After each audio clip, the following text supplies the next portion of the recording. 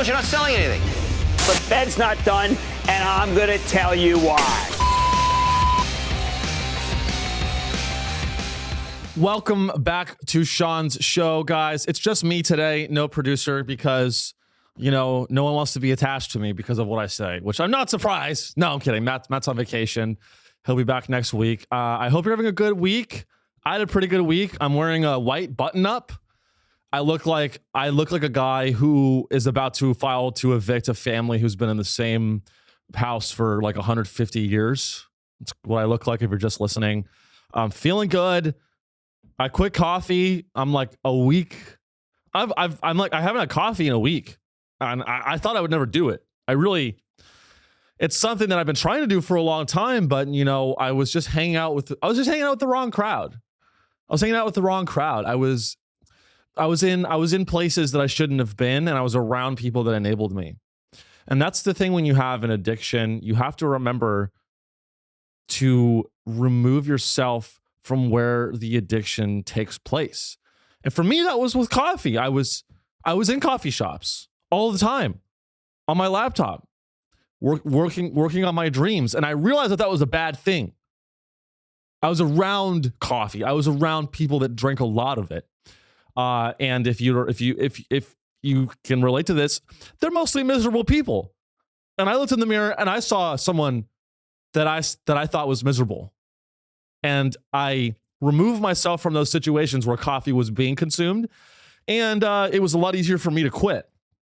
And that's sort of what we're talking about today is leaving your addictions behind and evolving into a new person that you are happy with.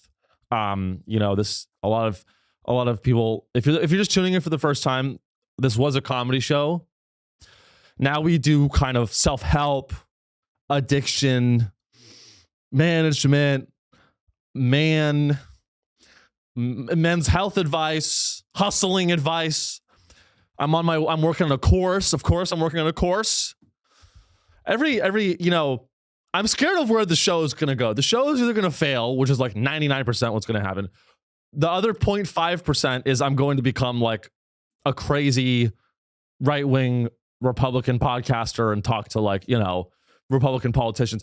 And the other 0.5% is like, I just get really into like selling courses on things that I really should have no business talking about.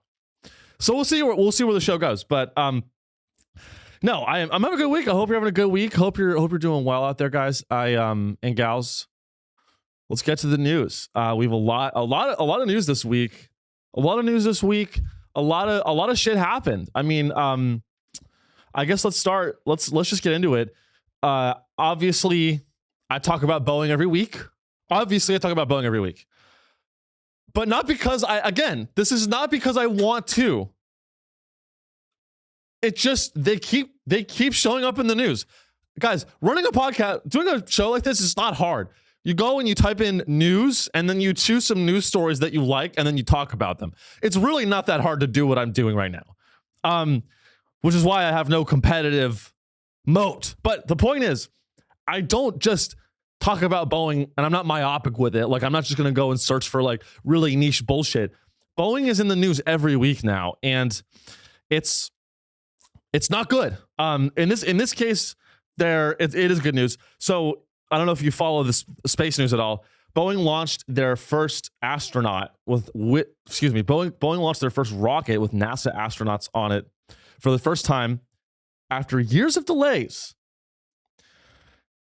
You know, it's because, so if just for context, SpaceX has been doing most of the launches lately that actually launches astronauts to the ISS and into orbit. And Boeing has sort of become a second, in the aerospace industry, sometimes you have like a second source or a second supplier in case the first one fails. That's kind of something that's very common in the industry.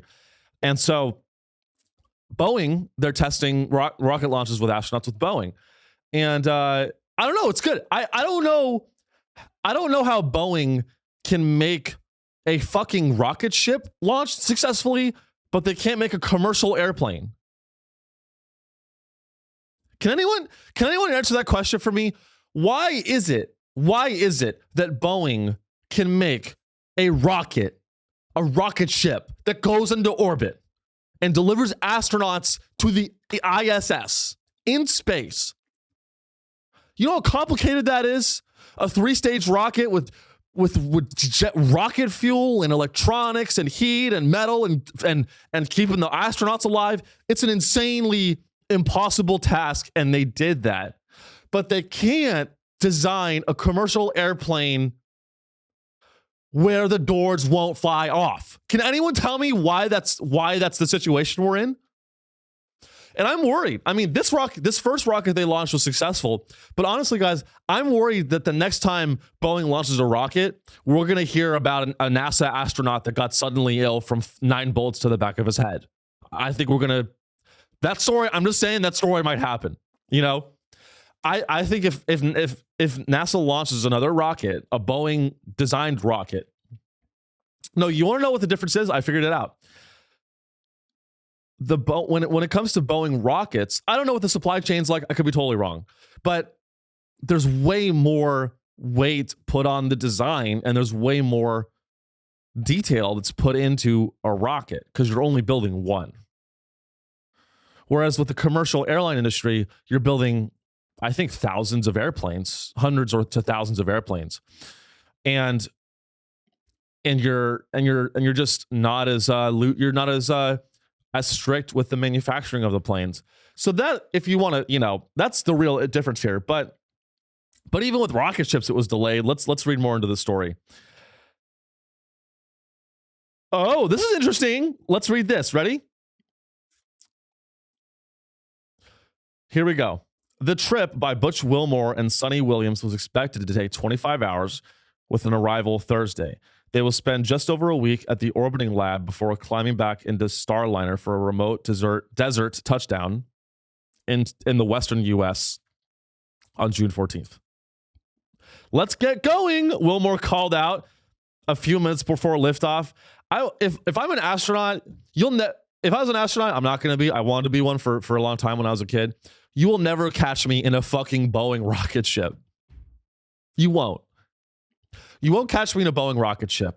As much as I fucking hate Elon Musk, I'd rather be in a SpaceX rocket than a Boeing rocket. I'm sorry. I want to live. I hate Elon Musk, but I want to survive. And I think the SpaceX track record is a little bit better than Boeing. I don't know. SpaceX, their rockets blow up all the time. You ever see these news stories about SpaceX blowing up a rocket and then all these Elon Musk fanboys come out and they're like, no, that was part of the plan. It was supposed to blow up. You're a fucking idiot. And I know that, yes, I studied engineering. I know that like people design stuff and it's failure testing. I understand. I'm not a dumbass. I understand it's failure testing. But the rocket ship blowing up, you can't tell me that like, I mean, sure, fine. If you really want to get into the details. But so these astronauts are going up into space on a Boeing rocket. Half an hour later, he and Williams were safely in orbit and giving chase to the space station. Back at Cape Canaveral, the relieved launch controllers stood and applauded. After all the trouble leading up to Wednesday's launch, including 2 scrapped countdowns, everything seemed to go smoothly before and during liftoff. Years later, because of spacecraft flaws, Starliner's crew debut comes as the company struggles with unrelated safety issues on its airplane side. Are they really that unrelated? It's the same company. Wilmore and Williams, retired Navy captains and former space station residents, stressed repeatedly before the launch that they had full confidence in Boeing's ability to get it right with its test flight. Crippled by bad software, Starline's initial test flight in 2019 without a crew had to be repeated before NASA would let its astronauts strap in. So, I mean, they're having issues.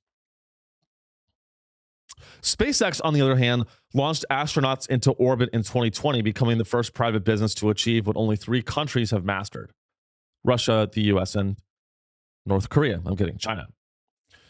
It has taken 9 crews to the space station, so it seems like everything's going okay. It seems like everything's fine with the Boeing rocket, but again, I'm just worried. You will never ever catch me on a Boeing rocket. even when it becomes really cheap to fly on a rocket ship commercially, if that ever happens, you will never catch me on a Boeing rocket. You can mark my words. You can look back at this 20 years from now and clip it up and show me if I back down on this. I'm never going on a Boeing rocket. I don't trust them. I don't trust the company. I don't trust like that. I don't. Could you imagine what it would be like to be in that rocket and you're an astronaut and it doesn't go right? Imagine just imagine for a moment that you are one of these Boeing astronauts. Just imagine for a moment that you're an astronaut for NASA and you have been selected to go to space. And all your family's excited. Everyone's excited. Oh, you're going to space. This is your dream come true. And then the director of NASA tells you that you will be flying into space in a rocket ship made by Boeing. And it's your responsibility to have good spirits. You need to have good spirits, and you need to put out little tweets and little things online that say, I have a press release that's like, I have full confidence in Boeing, and I can't wait to be in space and see the stars from a whole new angle. And you're excited, and then you're in that rocket ship, and you're like, oh my God, I'm actually going to do this. Then you strap in, and the countdown starts. 10, 9, 8, 7, rockets start. 6, 5, 4, 3, 2, 1. Ignition. And the engines start going. And the rocket lifts like 10 feet off the ground and then just starts going sideways, and you're just fucked. I don't want that to be me. Because one of these rockets is gonna go sideways and crash into a suburb in LA. That's what we need. We need that. We need a Boeing rocket ship to lift off.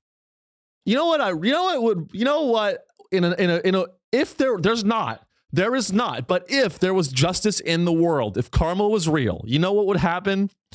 A Boeing rocket ship would lift off, and instead of being a successful launch that everyone's happy with, the rocket ship, I want to see the rocket ship lift off. One of the engines fails, and then the rocket starts going sideways through the atmosphere, and it finds its way to the Boeing Commercial Airplane Manufacturing Center and nukes it. That's what I want. That's the kind of karma we need, because anyone that works at Boeing, you're complicit in these death traps that I have to fly in every week because I'm a comedian. You're going to kill me someday. It's a war. I'm at war with Boeing. I'm going to war with Boeing. That's my point. I need to see a Boeing rocket fly into the Boeing Aircraft Manufacturing Center and crash. That's poetic justice. We need that. We need poetic justice. What happened? I feel like poetic justice used to be way more popular, and now we just have bullshit, and now we have subscription services.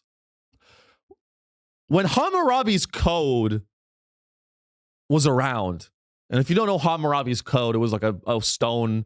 It was the first set of laws in a society. It was like a big stone monolith or some shit, and there was a bunch of inscriptions on the stone that was like, if you steal something, you get your hand cut off. If you fuck a kid, you get your dick cut off. We need those laws again. We need some good laws. And we need some justice. Because right now we live in a world without justice. And I'm not talking about legal justice. I'm not talking about the DOJ suing Live Nation bullshit corporate justice. I'm talking about real justice. I want to see the Boeing rocket ship crash into wherever the CEO of Boeing lives, in Beverly Hills, or wherever it is, or in Manhattan. I want to see it. Not in Manhattan. That's too close to what happened last time. But we're going to keep following Boeing. I don't know. I mean, we live in a dystopia. That's my whole point. We live in a dystopia, but we're moving on. It's a dystopia, but I'm satisfied. So I don't know where you live. I don't really care where you live if you listen to the show. If you live in California, maybe you're familiar with Chula Vista. It's a little city. I've actually done a lot of comedy in Chula Vista. It's kind of a white apartheid city with like half rich white golfers and half poor Mexican laborers, kind of split, divided by a highway, the 405 or whatever fucking highway goes through the city. And something very interesting is happening in Chula Vista. This is a story from Wired. The age of the drone police is here. You like drones? You like drones, the things that fly around? Drones are here, and they're trying them out. And the Chula Vista Police Department has deployed them. I mean, they're actually actively being used to fight crime. And you know what's scary about the dystopia, what's really terrifying to me about the imminent technology dystopia is that emotionally, it's hard to accept that it's coming. I think a lot of, myself included, it's very hard to accept that the corporate capitalist technology dystopia has basically arrived. We're like at the beginning of the wave of all of these different types of technologies, authoritarian governments leveraging innovative technology to oppress us. It's a really scary thing for everyone else because I'm a shareholder in these drone companies and it doesn't really concern me. But for you, I'd be very sad. No, I'm scared. It's tough. So, Wired, the newspaper did an investigation. So get this, 22 million flights have been done by these police drones. Chula Vista bought drones in their police force, and they've flown, it's 22 million flight coordinates, but they've been flowing them a shitload. And this story, I read the whole thing. It's very long if you want to check it out. But it's a investigation into what Chula Vista PD is doing with drones. And it's not good. As you can probably imagine, not that good. Not that good. Interestingly though, the overwhelming amount of people in Chula Vista actually support drones being used in crime fighting, which I think is crazy. That to me is like sucking the dick of your slaveholder and enjoying it. That's what that is to me. You think I want a fucking drone? Like, they're like, these drones in Chula Vista are like flying over backyards. So this story is very interesting, and I do want to dive into it because the whole point is this could be coming to a city near you or your city. If you don't already have it, there's a lot of attention on the Chula Vista Police Department because they're the first city to successfully deploy police drones. And you can bet your ass that every other police department in the fucking country and the world is paying attention to this and asking, okay, do we want to deploy drones in our city? What are the pros and cons? Will I make money? It's no surprise that a lot of the people involved in the drone deployment program at the Chula Vista PD have moved on to work at the drone manufacturers. Are you surprised? I'm not surprised. You want to know why? Money. Money, money, money, money, money. I would do that. I'll keep it real. I would take that job in a fucking second. But the point is, it's a very let me read you a paragraph that I thought was actually pretty crazy.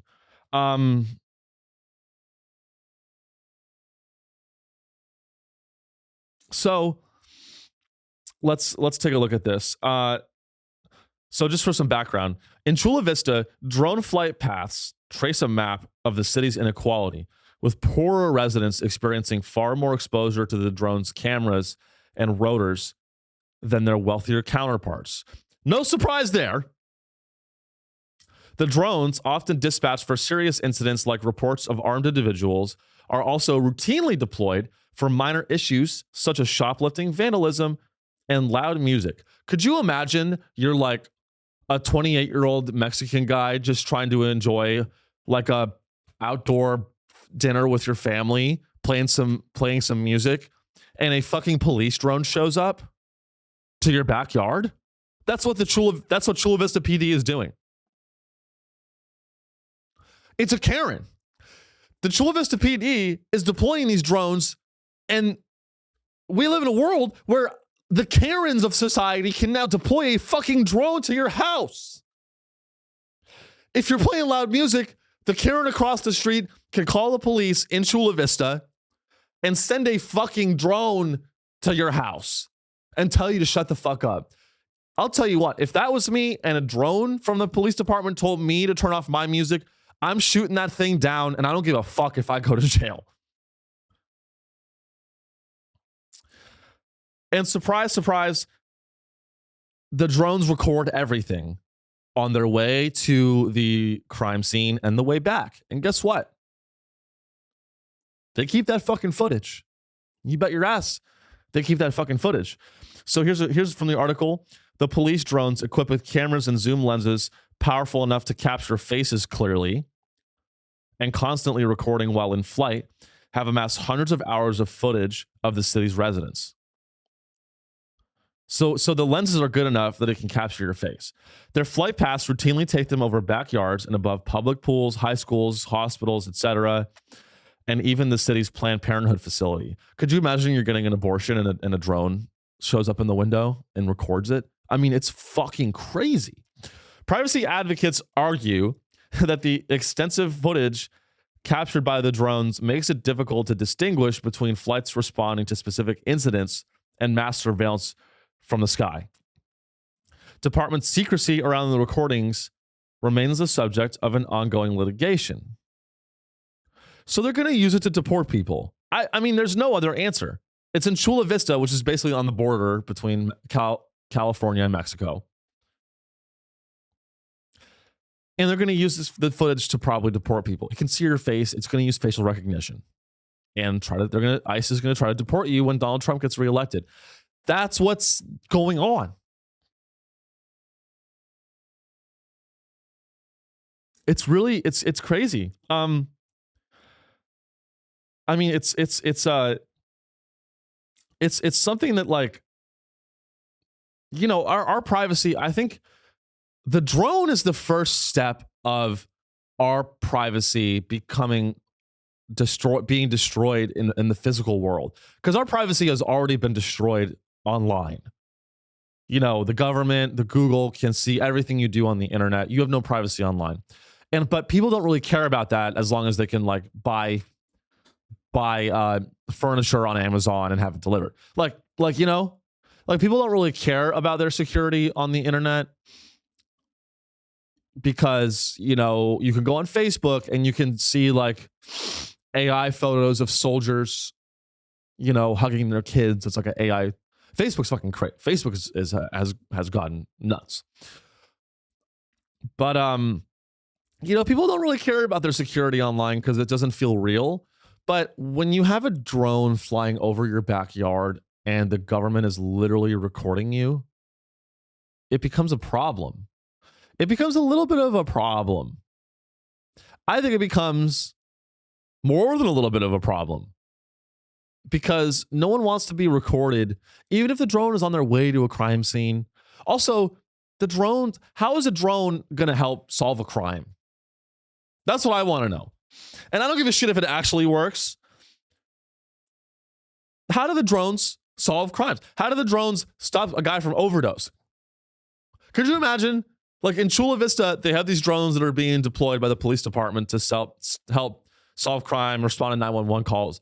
But could you imagine you're just a homeless guy addicted to fentanyl, just injecting it every day, and one day you start to OD, and the last thing you see is a drone from the police department that flies and you're like having a seizure and the drone's just like, police are on the way, please stay calm, please take deep breaths. I don't see how it helps. If anything, I'm just like, if I'm ODing on fentanyl and a police drone shows up instead of the EMT, just fucking kill me. I would just tell the drone to shoot me. Can you just fucking shoot me? Because I don't want to be in this reality anymore. Some people like the drones. Can you guess who likes the drones? It's the rich whites. Like me. Joking. The manager at a golf course on the east side was even more explicit with his opinions on the drones. Right now, we're sneaking up on chaos in a lot of areas, he says. And if drones are what's needed to take care of the criminals, so be it. Buzz that son of a gun all you want to. Both individuals were not named because of exciting privacy concerns. No, you didn't want to be named because it's a shitty opinion. And we know what you mean. Chula Vista has drones flying over immigrants.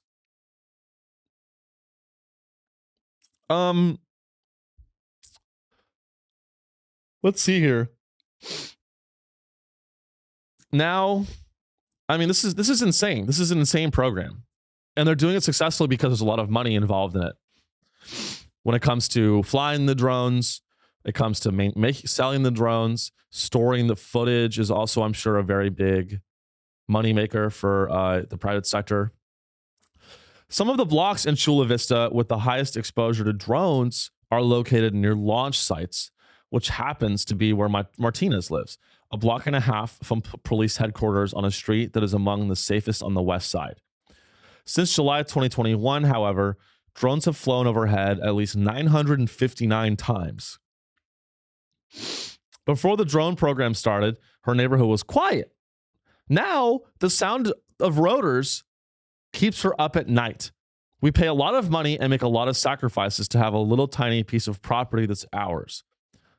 It feels like our home isn't ours anymore. It's like it belongs to the Chula Vista Police Department.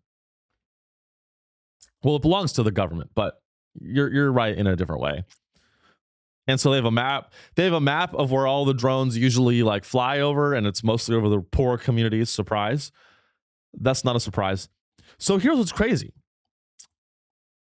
Some of the drone flights are not responding to 911 calls.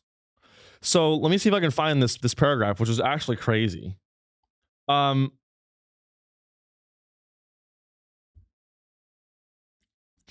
Check this out.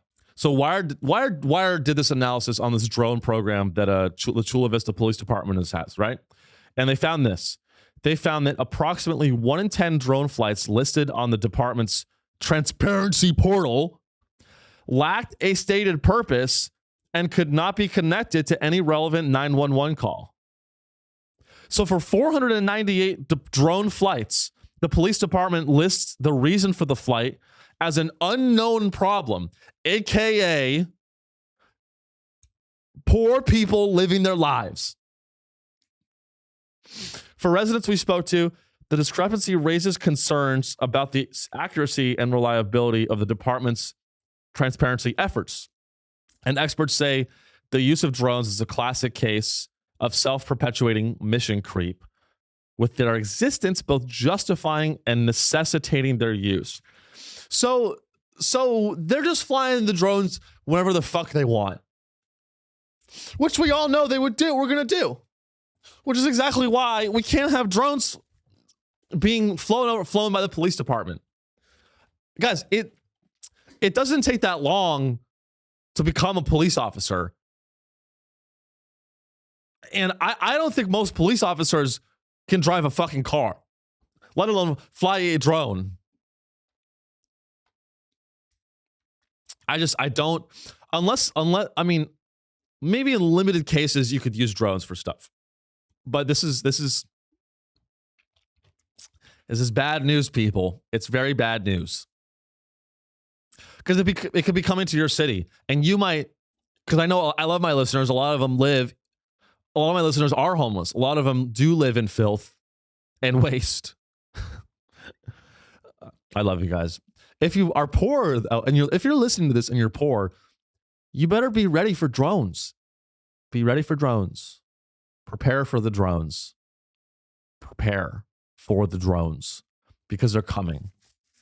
And the next time you get in an argument over whose can of beans that is in the homeless encampment and you start yelling and someone pulls a knife, get ready for a drone to show up and not help the situation.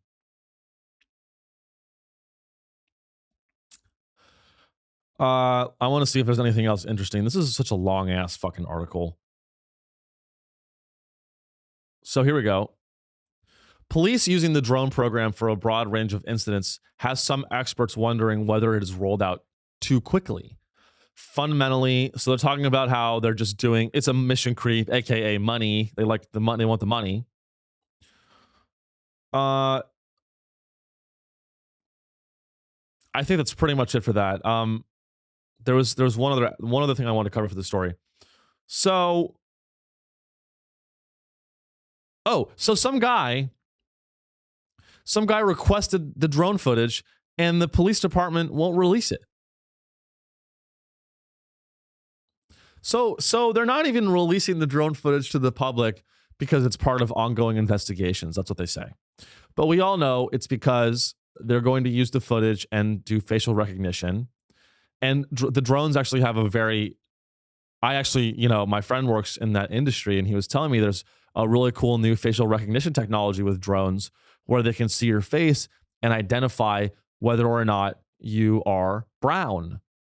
And then that will determine how the drone proceeds. So if the drone determines that you're brown, obviously you're going to get arrested and shot and assaulted by the cops. And if not, you're good to go. So anyway, well, I don't know. We'll see. We'll see where that goes. I really am. I'm really not looking forward. Excuse me, guys. My nose is itchy. I'm really not looking forward to having drones in Brooklyn, which could happen. I'm not looking forward to that. I'm not looking forward to, which is the future we're going to get. I'm not looking to a future where if I'm doing a crime, a drone can stop me. I want to do crime and have some time to run. It ruins the fun of it. How it's actually automating away the real police officer's job. And that's what's sad. Because I love the police. And so these drones are going to be able to fight all the crime. The drone will get there before the cop will. And so the crime will basically stop already. So this, not only is this bad for the residents, it's also bad for the cops. If I'm a cop and we have drones in our city, if there are drones in our city and I'm a police officer and the police drone gets to the crime scene before me and diffuses and de-escalates the situation, how am I, as a police officer, going to shoot at unarmed minorities and kill them with impunity? That's not fair to the police officers. Let me get this straight. You're going to deprive all of these police officers in Chula Vista their God-given right to execute unarmed black men and unarmed Mexican men in poor communities because of drones? That's not right. That's not right. That's not right. There was one other thing on this story that actually was pretty crazy. So some guy stole an axe. Here we go. So at an encampment last year, a man who was staying in a tent near Posada's house, which is some other guy, told Wired that he had just been released from jail after being hunted by a police drone. So this guy just got out of jail, and he said that 2 years ago, he walked into a Home Depot and stole an axe that he needed to chop wood. Within minutes, the man noticed the unmistakable buzz of a drone overhead. He bolted, running through the parking lot before diving into a bush to hide. The drone tracked his every move. It hovered above him, its cameras fixed on his hiding spot. Soon enough, a police officer arrived and arrested him. I was thinking, oh man, these things can go pretty much anywhere. There's no getting away this time. So you're not even giving criminals a chance to run. And that sucks. Also, I don't know if the guy in that story was using an axe to chop wood. If you're stealing an axe from Home Depot, I'm going to assume that you're using it to chop up someone else at the homeless encampment. That's what I'm going to assume. So maybe there's some benefits. Clearly, I see a lot of risks. I see a lot of scary dystopian government spying on you type of shit. But it remains to be seen. We'll see. We'll keep following it. We're gonna move on. So this is some good news. Finally some good news. Elon Musk has finally allowed porn on X. This is something that we've all been asking for. Ever since Elon Musk bought X, I've been asking every day. I've been tweeting at him, please, can I see graphic porn on the tweet website? Please, can I see porn on Twitter? I know we've all been asking for porn on Twitter. That's the number one complaint. And this just shows how much Elon Musk listens to his customers, is that he delivers. You can't, I know I hate on him, but I'm kind of switching my opinion on Elon because he delivers. And that's especially the case with this, because as you know, as I know, as everyone knows that we've been screaming, we've been tearing down the walls, and we've been rioting in the streets because we've all said, I want to see graphic sex on my news tweet platform. And Elon Musk listened to those cries, those pleas, and he allowed it. And I like it. No, obviously it's fucking retarded. Obviously it's crazy that he's going to allow porn on X. I don't know how Twitter can get any worse. I really don't know how Twitter could get any worse. And I'm not one of those guys that's like, oh, Elon Musk took over Twitter and he's enabling fascists, blah, blah, blah. He's platforming fascists. If you say that kind of shit, you're listening to the wrong show. That's not why I don't like X. I just objectively hate the new UI. I hate the branding, and I hate the laziness. It feels like a very lazy, shitty platform. All of the numbers are fake. People say he's like, oh, Mr. Beast got 100 million views. No, he didn't. It's all bots. And so I don't really like what he's done with the platform, and this is another step in the wrong direction. But there could be upsides. Like, there could be upsides to allowing porn on Twitter, which Elon Musk has just done. Because I don't know about your Twitter feed. Maybe, I don't know. Maybe, just maybe, having porn on Twitter will be a nice palate cleanser. That could be it. Maybe it's a positive. Because maybe when you open Twitter or you open X, whatever the fuck you want to call it, and you're scrolling and you see like CCTV footage outside a bar in Brazil where some guy's getting summarily executed, and you scroll again and it's like an animated monkey trying to sell you the next NFT crypto scam, and then you scroll again and it's another execution video of the cartel beheading someone, and then you scroll again and you see a video, and the title of that video is "She Took All 9 Inches, Click Here to Watch." Maybe that'll be a palate cleanser. Maybe that's a good thing. Maybe it's good that Elon Musk has allowed porn on Twitter, because that way, after 5 or 6 videos of people in car crashes and executions and people jumping off bridges and killing themselves, you'll be able to see a guy get his back blown out in a basement. That could be a fun experience. I think that's what it's missing. I think Elon Musk is right on the money. Since acquiring Twitter in 2022 with the stated intention of promoting free speech and gay porn, apparently, and straight porn, Musk has faced criticism for slashing content moderation teams. Again, I like the fact that you can say whatever you want now, because that was an issue with the old owners of Twitter. But it's at what cost? At what cost? At the cost of seeing a woman get bukkakied? Like, how much do we care about free speech? Like, do we care about it so much that you would want to see it in between videos of Asian women getting bukkakied? I don't know. That's just a question. I don't know if I care about free speech that much that I want to see 5 guys having an orgy. Like, if that's what the world is, if that's what a world where free speech is actually allowed is like, maybe we need to have some limitations on free speech. And I know that's crazy to say as a comedian, but maybe we need to limit free speech. Maybe we need a little bit of moderation. Or how about this? How about we have an app that doesn't allow porn? Maybe we have a separate app for porn. Maybe a website where you watch porn and then a website where you don't have to watch it. Is that crazy? Is that I'm just throwing out ideas here, guys. Don't shoot the messenger. Adult content and nudity has been present on Twitter for years, and unlike Facebook or Instagram, was never explicitly banned even before Musk's takeover in 2022. The new guidelines explicitly permit users to share adult content as long as it is consensually produced and distributed adult nudity or sexual behavior.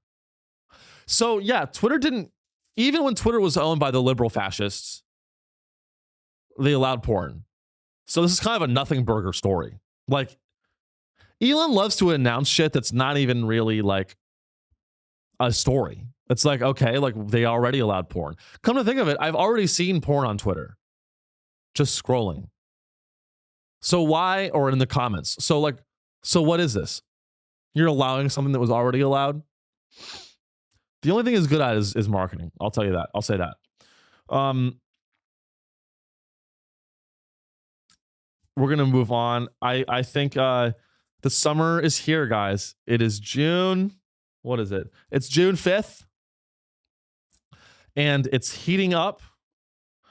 It's heating up quick. And that spells more bad news for Phoenix and other areas, the Southwest, where it gets very, very hot.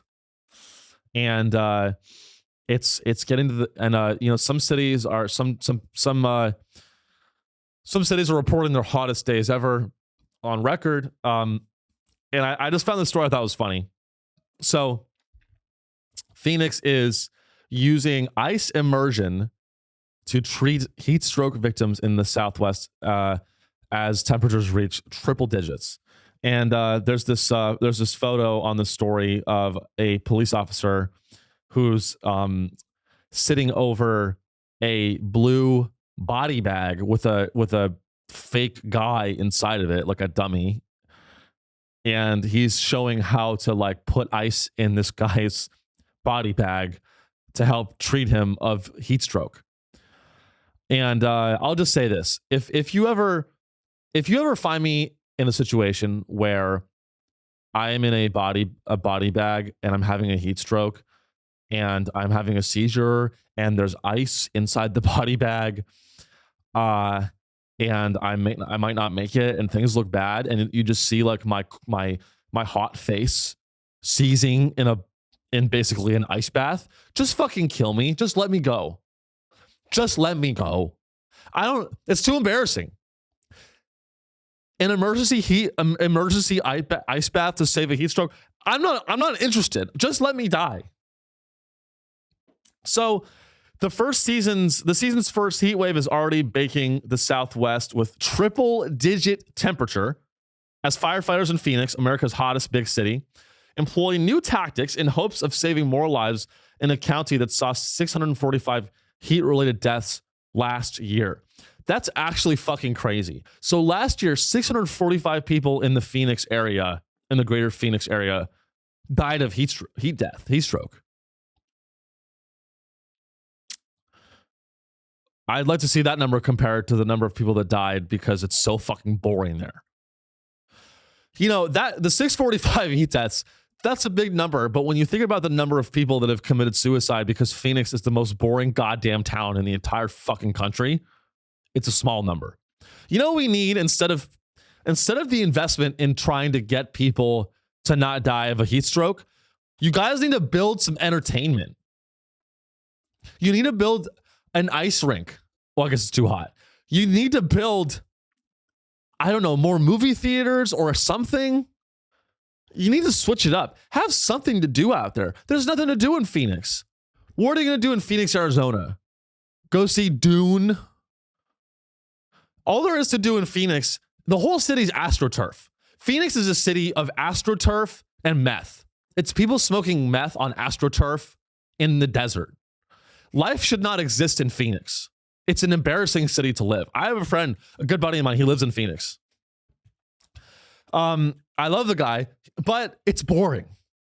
And I'm worried. And he was already depressed. So now he moved to Phoenix. I'm like, dude, you better be careful. The only thing to do in Phoenix is to eat hot chip and lie. You know that meme? All right.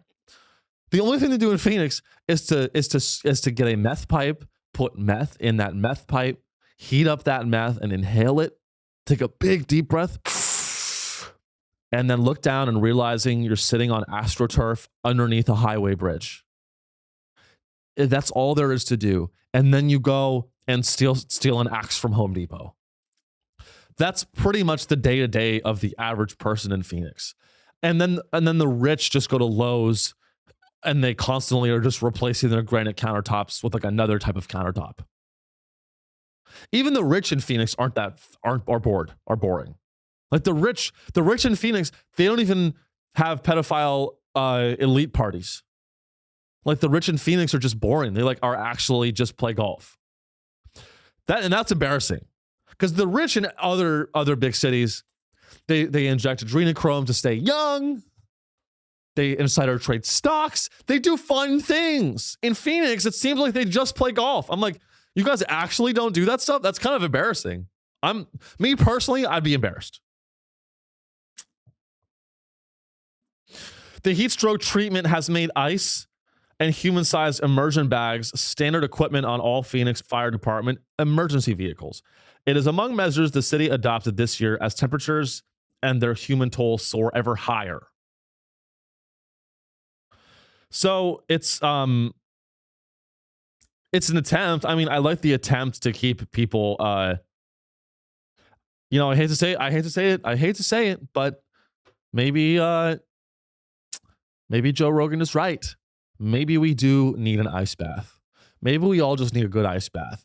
Maybe the solution to all the craziness in the world right now is just a good ice bath on a hot day. Just dunk your ass in an ice bath. Feel the ice on your testicles or your vagina. Feel the ice on your chest and on your legs and on your feet. Feel the coldness pierce inside of you. And I think that will shake you awake from all this insanity. You know who needs an ice bath? The Chula Vista Police Department and their drone. You know who needs an ice bath? The drones that Chula Vista is using to spy on the poor. Put those drones in a fucking ice bath.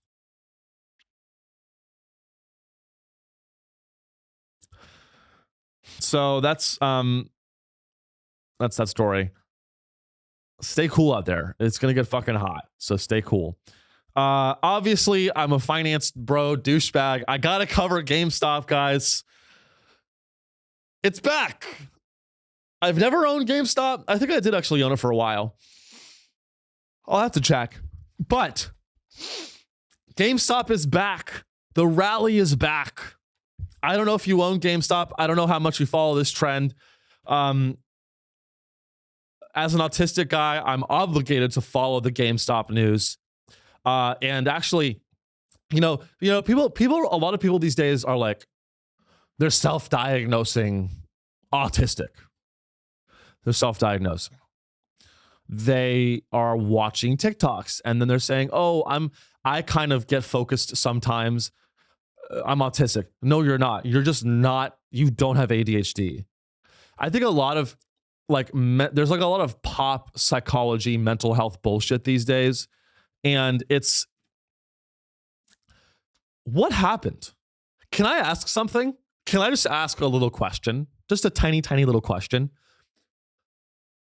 What happened to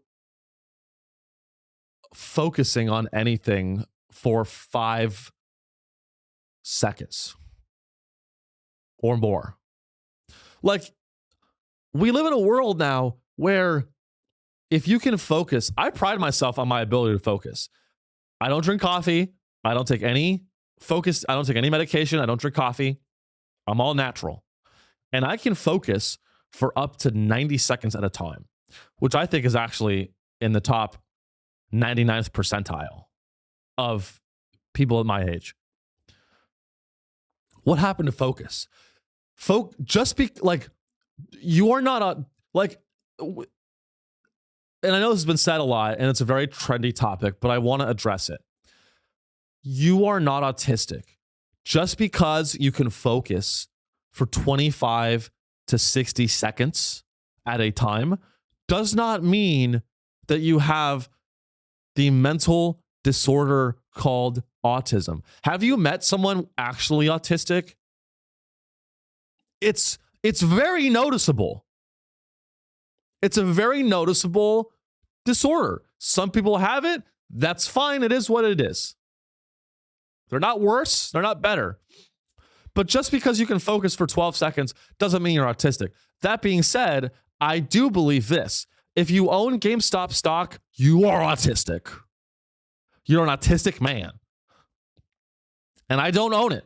And I'm not going to buy it because buying it would in fact cause me to be diagnosed with it. And that's why I'm not involved.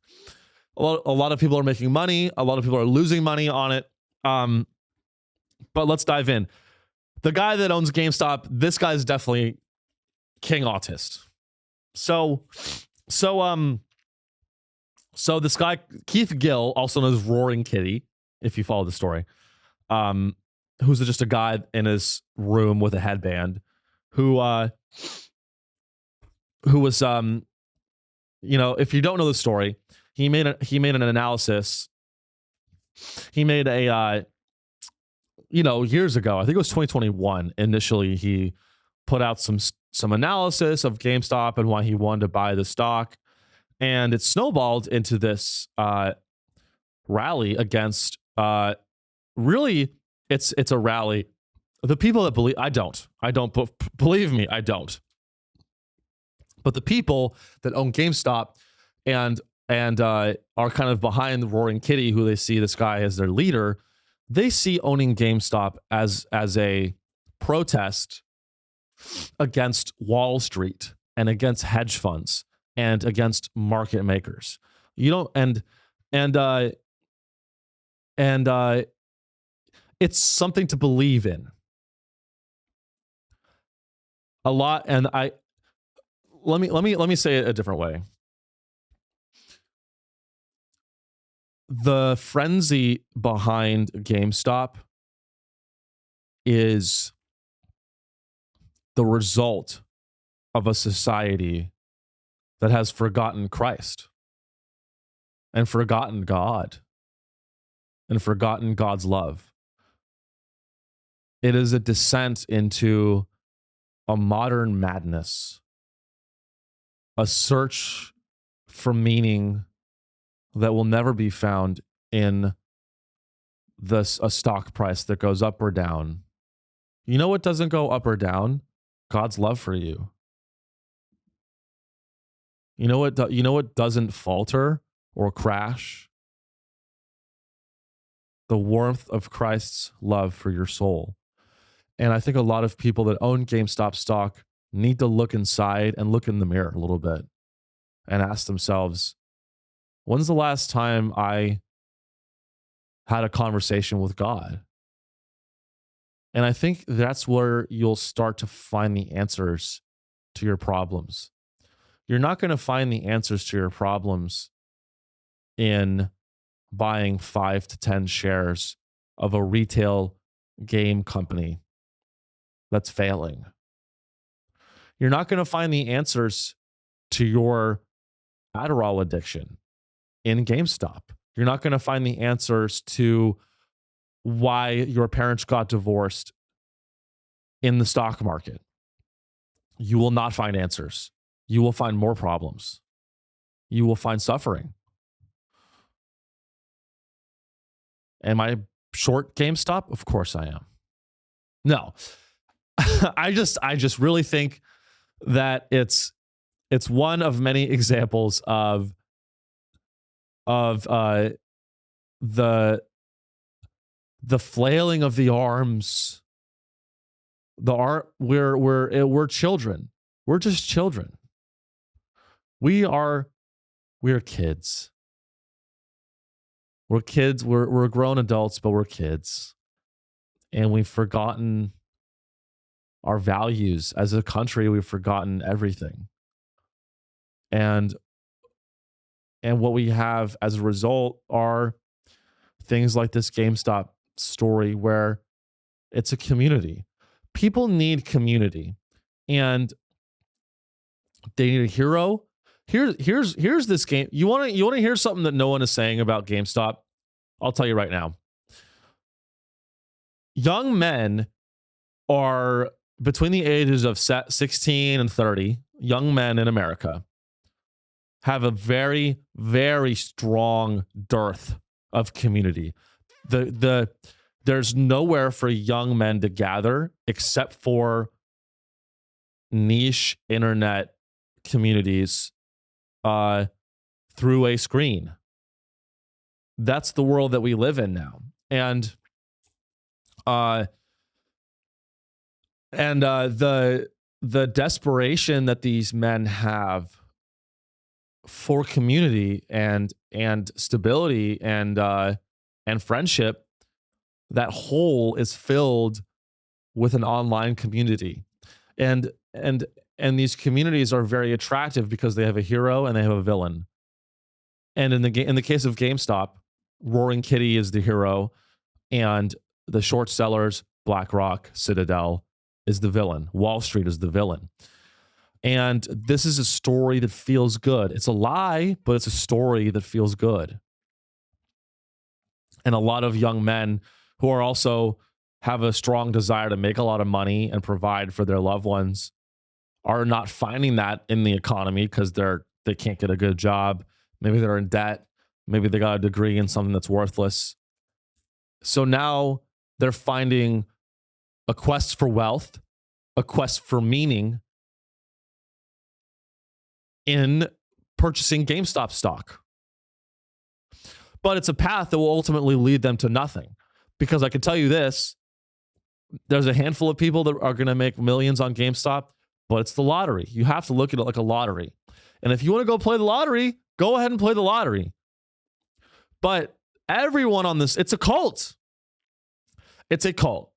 The only guy that's making any real money on this is the leader. The cult leader is the only one that benefits from the cult. Everyone else suffers. Am I being a hater? Yeah. Do I think that a retail game company has any future in a global digital economy? Fuck no. And if you think that, you're a fucking idiot. I'm sorry. What is GameStop going to do? If you bought GameStop stock, let me ask you this. How much revenue did they make last year? You don't know.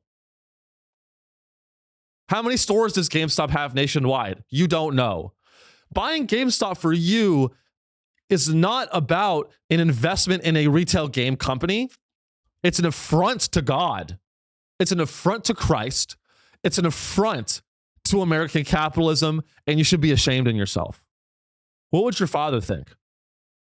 Oh, I forgot. He wasn't around. I don't know. I'm long. Buy GameStop. I have some. I'm just fucking around, guys.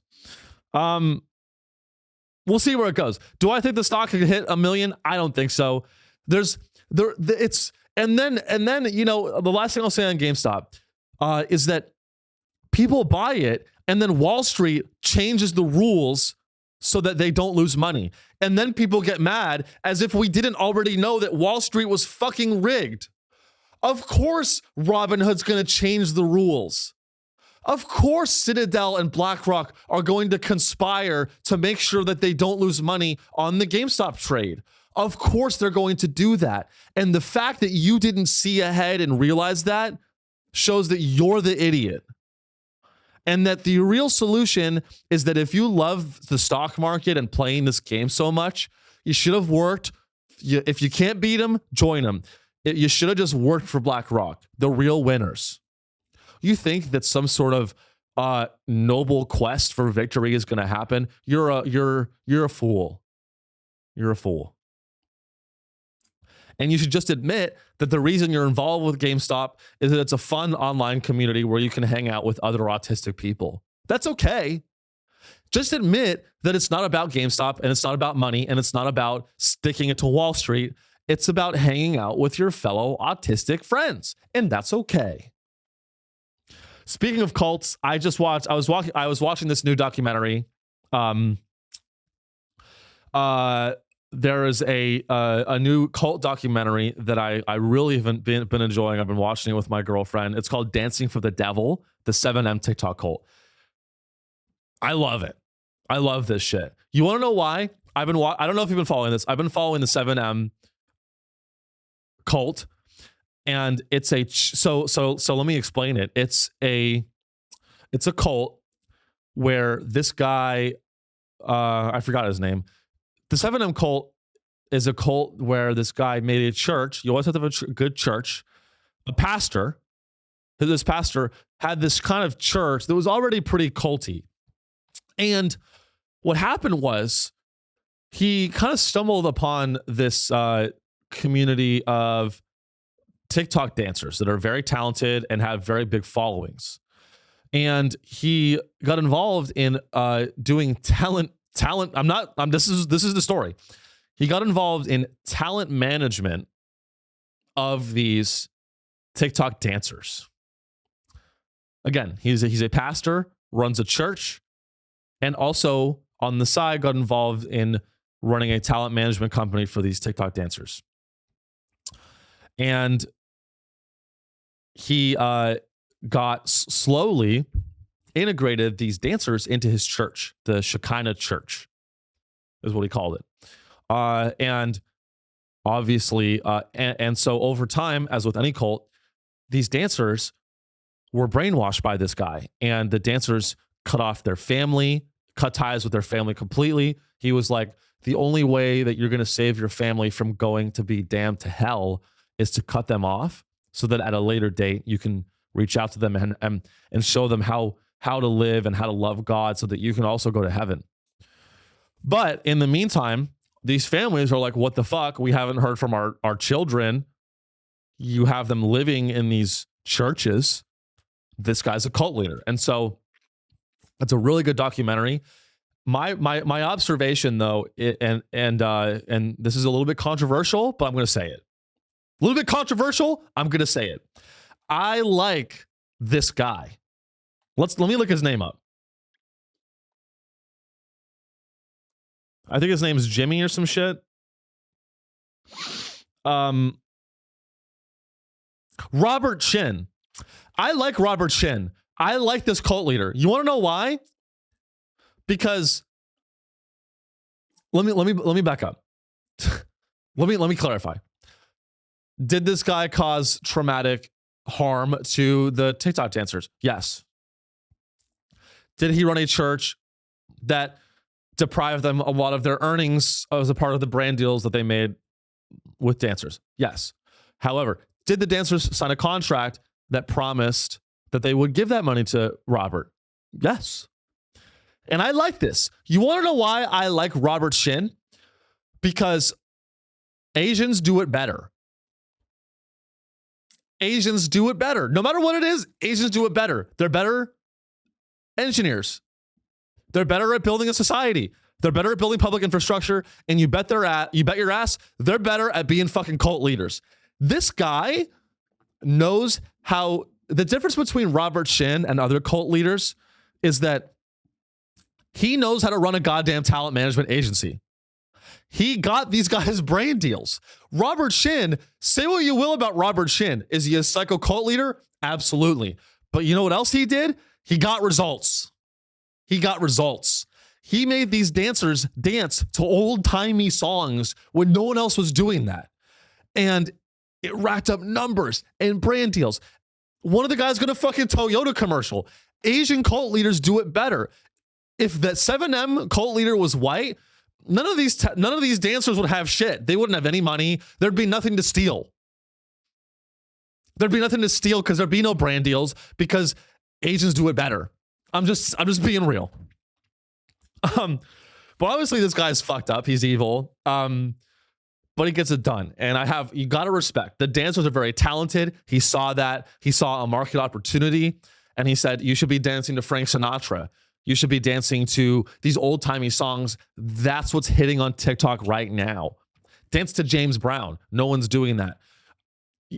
I would have killed to be in the room when Robert Shin from the 7M cult was talking to his TikTok dancers and being like, look, everyone's dancing to Baby Keem. Everyone's dancing to Sexy Red. Fuck all that noise. We don't want you doing that. You know what you guys should be doing? Dance to Frank Sinatra.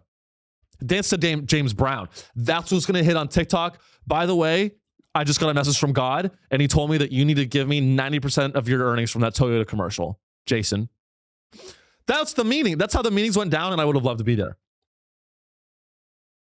So where is he now? I don't know. I mean, I recommend you watch the doc. It's a very entertaining documentary. Where's Robert Shin now? This was an article from May 31st. Robert Shin, he's the founder of the 7M cult, and he's in jail. And thanks to Joe Biden's America, an Asian man with a dream can no longer achieve it. And that's fucked up. Thanks, Joe Biden. Thank you, Joe Biden, for ruining an Asian man's dream of just having a church and loving God and having fun and taking 99% of his earnings. Is that so wrong? He's in jail for that? Robert Shin is the CEO of 7M, blah, blah, blah.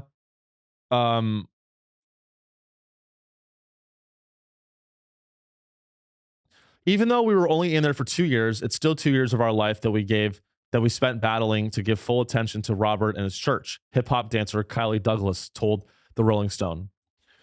We just no longer want him to be able to do that to anyone. The brainwashing, the manipulation, running people down, giving their time, their money, their effort. Hey, Kylie, isn't that a little unfair? Sounds like Robert did a lot for you, Kylie. Sounds like Robert made you, and you should be a little bit more appreciative. Little is known about Robert Shin's whereabouts today, but we do know he currently lives in LA with his son, Isaiah. In response to the Netflix documentary, his company came forward with a statement about Miranda Derrick's family's allegations to the Daily Mail. Blah, blah, blah. I mean, so is he in jail or not? Despite his family's claims, Miranda is a successful businesswoman and a loving wife and daughter who cares very much about her family. It is pathetic and contemptible to try to turn her private family matters into a tawdry public scandal for clicks and clout. While the recent portrayals of Dr. Robert Shin, oh, he's a doctor? Oh, also this guy's a doctor. This man was a medical doctor turned pastor, turned cult leader, turned talent manager that made all these dancers' careers because of his insight into American culture. And now you're going to throw him in jail. This man is a goddamn American hero, and you're going to throw him in jail.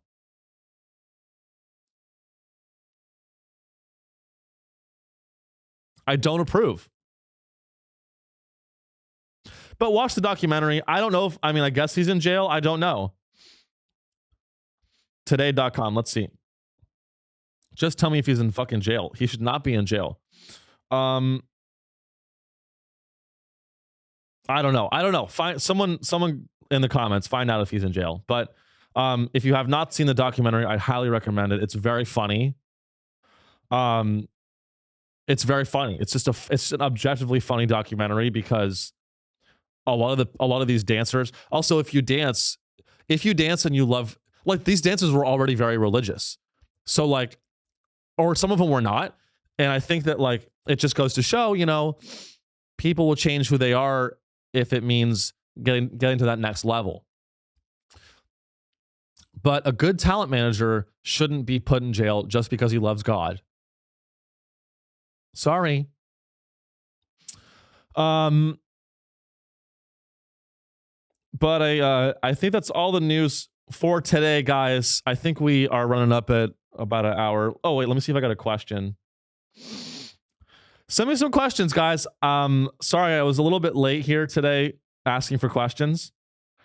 If you guys like the show, ask some questions on the Facebook group. Join the Facebook group, facebook.com/groups/Sean Show. I would love it. If you ask a question, I'll give you $5 on Venmo. Because again, in this world, as a podcaster, I don't write the show. You write the show. It's not my responsibility to come with a show that you enjoy. It's your responsibility to ask me questions so that fills the time on the show. That's what a real podcast is. And I can't do that if you don't have questions. So, but anyway, guys, that's it for today. Thank you for listening. Please, for the love of Christ, join the Facebook group. It would really mean a lot to me. Rate the show on Spotify. Give whatever review you want on Spotify. Follow the show on Spotify. That increases our reach. Subscribe to the show on YouTube. Like the show like the video, and tell your friends about the show. I mean, it's fun. I like doing this. I'm really passionate about this stuff, and I want to ride the wave into a technology dystopia with you guys. So let's make it happen. I hope you have a great week. And my closing thought is go to church. Bye.